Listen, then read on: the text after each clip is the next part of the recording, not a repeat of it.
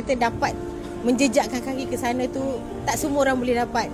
Saya rasa syukur sangat-sangat sebab memang saya tak betul-betul tak sangka saya akan dapat sebab saya baru lepas aksiden. Saya bila dapat panggilan tu saya macam ya Allah aku aksiden. Macam mana aku nak buat, boleh ke tak aku nak pergi, hati ni berbelah bagi. Alhamdulillah, saya baru saja meluncurkan simbolik program Umrah 1000 Asnaf.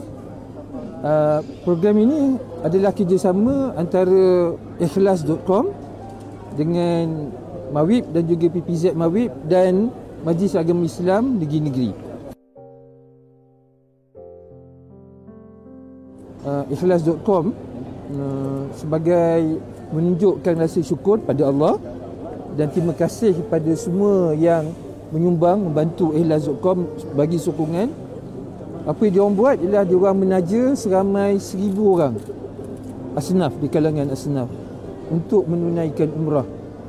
Setiap seorang RM4,990.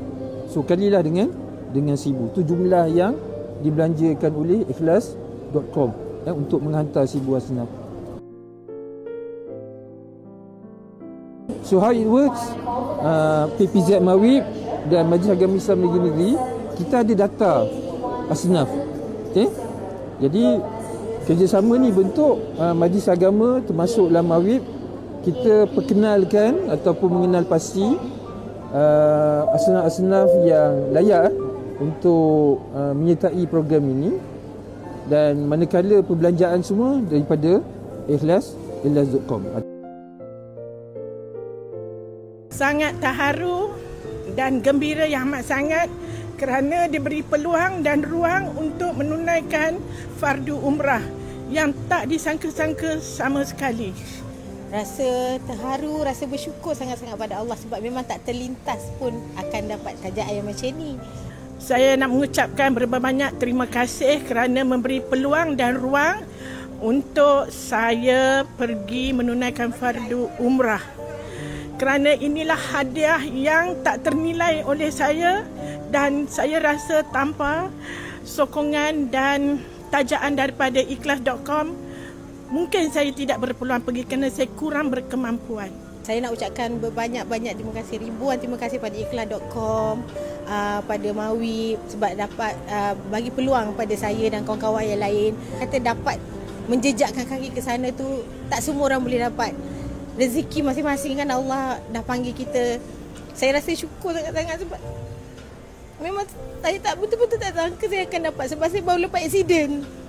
Saya bila dapat panggilan tu saya macam ya Allah aku aksiden. Macam mana aku nak buat, boleh ke tak aku nak pergi, hati ni berbelah bagi. Tapi dengan kekuatan anak-anak, kawan-kawan semua bagi semangat, adik-beradik, mak, semua kata tak apa kau boleh buat lah, kau boleh pergi. Ini rezeki kau, Allah dah panggil.